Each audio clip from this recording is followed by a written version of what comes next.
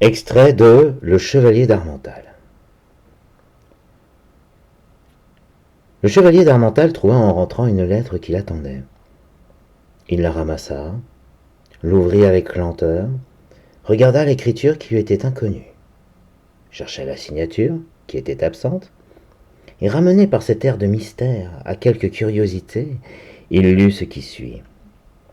Chevalier, si vous avez dans l'esprit le quart du romanesque et dans le cœur la moitié du courage que vos amis prétendent y reconnaître, on est prêt à vous offrir une entreprise digne de vous et dont le résultat sera à la fois de vous venger de l'homme que vous détestez le plus au monde et de vous conduire à un but si brillant que dans vos plus beaux rêves, vous n'avez jamais rien espéré de pareil. Le bon génie auquel il faut vous fier entièrement vous attendra ce soir de minuit à 2 heures au bal de l'opéra. Si vous y venez sans masque, il ira à vous. Si vous y venez masqué, vous le reconnaîtrez au ruban violet qu'il portera à l'épaule gauche. À la bonne heure, dit Darmental. Et si le bon génie tient seulement la moitié de sa promesse, ma foi, il a trouvé son homme.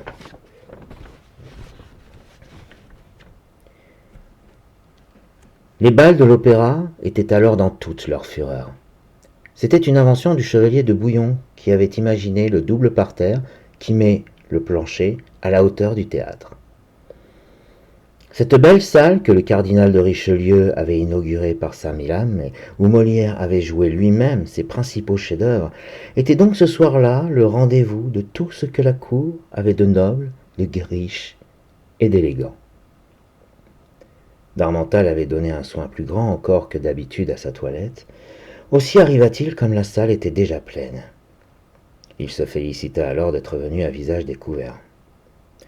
La première personne qu'il aperçut fut le jeune duc de Richelieu, que son nom, ses aventures, son élégance et peut-être ses indiscrétions commençaient à mettre fort à la mode.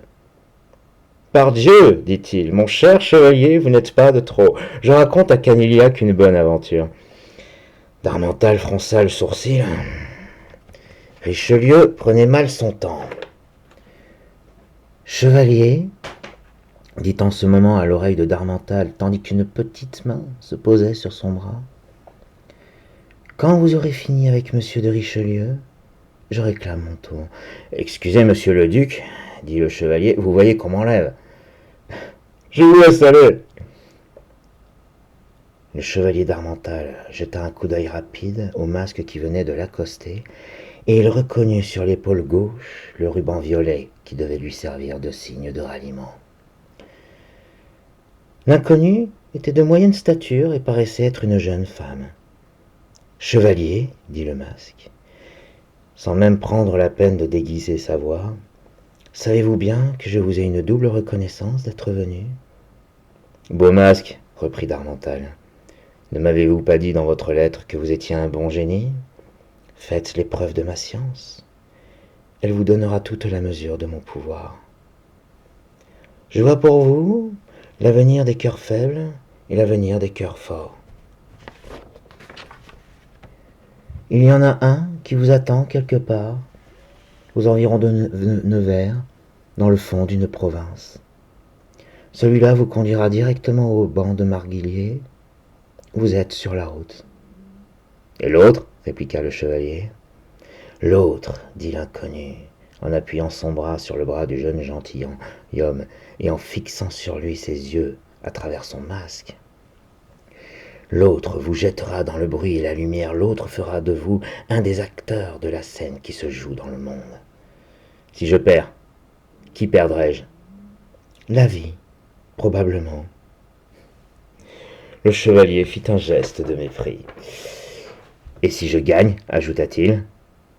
Que dites-vous du grade de maître de camp, du titre de grand d'Espagne et du pardon du Saint-Esprit, tout cela sans compter le bâton de maréchal en perspective?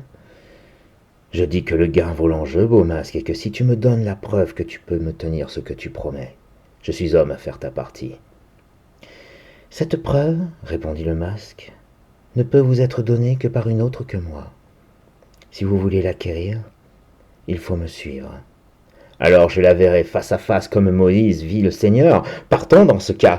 Chevalier, il faut vous laisser bander les yeux, vous laisser conduire et faire le serment que vous ne révélerez rien des choses qu'on vous aura dites, ni des personnes que vous aurez vues.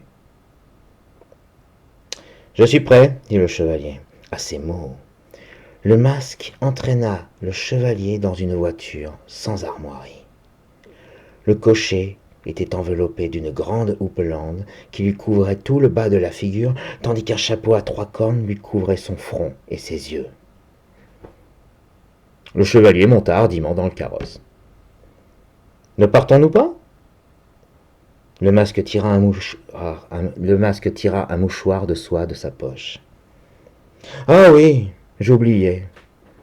Et il avança la tête. Il me faut votre parole de ne point écarter ce bandeau avant d'en avoir reçu la permission. Je vous la donne. Cocher, où vous savez ? Et la voiture partit au galop. Le silence fut absolu pendant la route. La voiture, ayant finalement décrit un cercle, s'arrêta. Darmental tendit la main à son guide.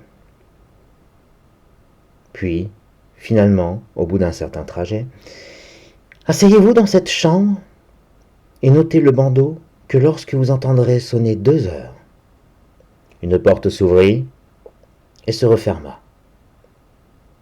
Presque aussitôt, 2 heures sonnèrent et le chevalier arracha le bandeau.